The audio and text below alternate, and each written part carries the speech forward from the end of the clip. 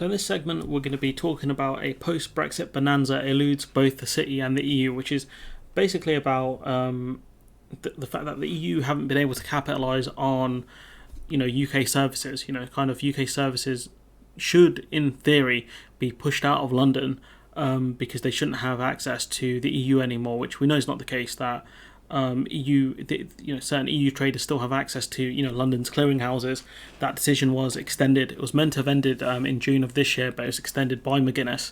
And she looked to extend it purely because it was overly ambitious of the EU. She even admits it herself, of the EU, to think that they could kind of get clearing out of the UK and into the kind of the EU as much as they could do.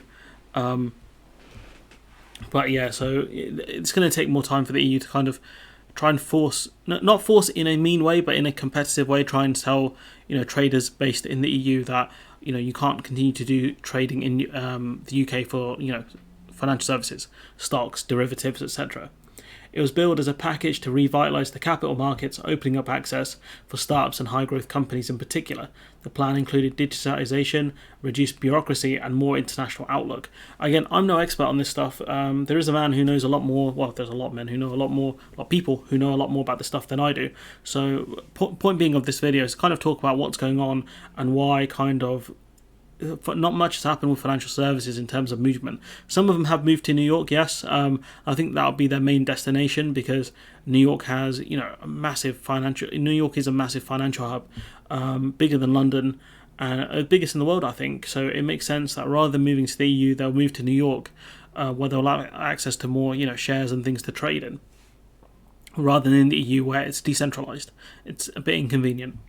Germany has pretty big ideas for making its markets more attractive and competitive on the world stage, and I hope that Germany doesn't fall for the thing that the UK fell in, which is we abandon manufacturing for trade and financial services. I hope Germany keeps their financial services strong. I'm not saying they're not going to, but I hope they don't bank more on financial services than they should have to. So back to the article. If it all sounds desperately familiar, that's because it is.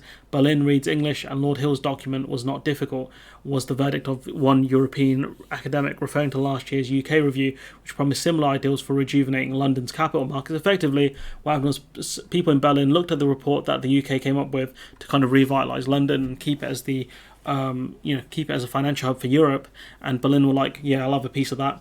It isn't a one-off, as the UK government doubles down on the idea that diverging from Brussels can benefit the city.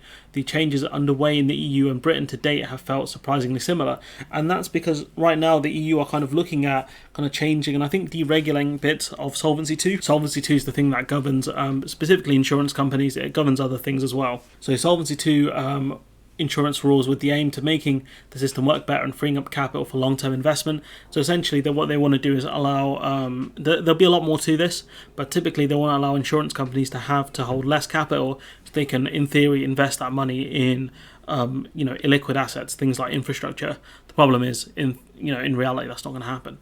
The UK plans to limit when companies must produce a lengthy prospectus document when raising money, so effectively it will make it easier for them to raise money, maybe through loans. The EU's listing consultation earlier this year proposed the same, as well as aping other moves. And it's really windy. Sorry about that. But point being is that I think both the UK and the EU are looking at each other, trying to copy each other's homework here. That's what it feels like anyways. Because at the end of the day, the EU want to bring as many financial services as they can out of London, and instead of allowing it to go to New York, they want that to come into the EU, which makes sense. The UK has been tidying up its rules in important ways because they need a Brexit dividend. It's hard to see that as a Brexit dividend if the EU can copy and paste and say we'll take this and that, and the simple fact is the UK will do all of the impact assessment reports and things like that. The EU can look at it and say, well, how badly does this change affect us, for example. There are good reasons why divergence between the pair may be limited. Both are starting from the same gargantuan rulebook. Both, the UK government and the EU are starting from Solvency 2, and both are looking at it thinking, right, what can we do to entice more traders, more investment here, more insurance companies to invest here. The UK, much as it moaned and groaned about the process, steered the EU's approach and wrote much of the detail. The fact is the Council of Ministers decides EU rules, and at the end of the day, the UK was the ones that benefited most from financial services, so it would make sense for the EU to say, look, you guys can take a lead on this. the UK is committed to sticking with international standards. The problem is, international standards. You have New York, which has a lot more, I think, stringent rules than the UK does in some aspects, and you have Singapore, which doesn't have any kind of strict regulations around financial services. So you can stick by international rules around it. The problem is international rules vary a lot. There is the fact that the clear preference of the UK financial service industry is to stay aligned with Europe so they can continue trading into Europe. The problem is we haven't got an equivalency agreement with them. That thinking had to change slightly because it's clear that we won't get equivalency. So it might be the case that traders initially wanted us to get some sort of equivalency agreement with the EU so they can continue kind of trading here with no issues, but simply not going to happen. The basic point remains the overwhelming fear is that the desire to find post-Brexit opportunities will result in change for the sake of change, which is a dead cost, said Simon Gleeson, partner of Clifford Chance. And that's true, the UK, if the EU do try and kind of copy the changes that we make, the UK might try and change things that don't need to be changed in order to make us look like we're doing better than we are. The rulebook will drift apart in a costly manner. The financial services bill that will set the framework for a regulatory approach that keeps political direction broad brush and hands responsibility for the details to the regulators. That's going through Parliament at the moment. I don't think it's gone through second reading yet, but what it aims to do is give it up to the regulators to say, look, you guys deal with this stuff now. Broad brush, and again, a lot of things will be up to the discretion of the regulators, and what that means is you'll see a lot more kind of attacks from the Treasury against the financial regulators, against the Bank of England, against the Prudential Regulatory Authority, because they're going to say, look, we've given you the powers to deregulate, why haven't you done that? Especially since the head of the PRA is not an idiot. The unwelcome push for regulators to have the mandate to pursue competitiveness in their work. So effectively what the government have told the regulators is, we want you to promote growth as well, but that's not the job of a regulator. It's to make sure companies are following the rules, not to tell them, oh look, you've broken the rules here, but because you're doing it to grow your company, grow the economy, we'll allow it. The concern that cautious watchdogs will stymie the fabulous opportunity on offer has prompted the problematic idea of a power for ministers to call in regulators' decisions, effectively to question what the regulators are doing and say, why are you doing this? Why are you putting these stronger regulations out? Again, this is stupid. It's kind of like what the government do to attack, judges, and then in the end, what they want the regulators to do is do what the government wants without having to put, legislative pressure on them. It's basically like a form of manipulation in a sense of, I don't want to get in trouble with this minister, so I won't put these rules in place, or I'll take these rules out. And we'll have more than tinkering in parallel with the Europeans. That's talking about the UK's kind of bill. Instead, the focus on what cultural attitudes to equity ownership and risk taking, and on the underlying structures of savings, pensions, and investment. Talking about the UK view here. A recent City dinner that discussed dwindling allocations of UK equities and a lack of homegrown global companies. And the issue is that a lot of startups may look at floating on New York instead because there's more money there. And so that's something the UK are trying to figure out, how do we kind of resolve that, and what other things can we do. Chancellor Zahawi pledged this week to make the UK the most open, inclusive, competitive, safe and transparent place to do financial services in the world. The problem is that a lot of people who want to invest money, specifically some people from Russia, should we say, I'll mention them specifically, don't want it to be transparent because they don't want people to know where the money's coming from. The City of London are masters of money laundering. A lot of money goes through shell companies and they would rather keep it that way. So to be so transparent, I don't think that will work, especially since the government have kind of lagged on transparency for a long time now.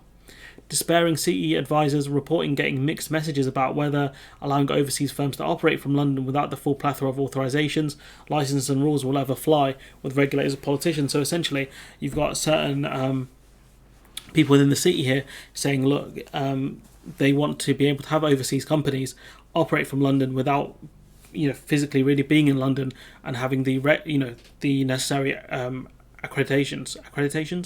I can't remember the word, but basically they're saying, why should we hope that they don't need the licenses. So say a company in, say, Singapore can set up shop in London without going through the necessary process. So for example, if their trade goes wrong and they don't have the capital, well, there's a reason why we have these rules in place: authorizations, licenses, rules around how much capital you need to have, etc. There's a reason why the EU have been very strict on that stuff in terms of having an EU office, having a certain amount of staff. So then you can't just when your trade goes bad, you just liquidate and start again. The EU don't want that, and truth be told, if you do stuff like that, it's just going to cause further problems for the financial stability of wherever you're operating from.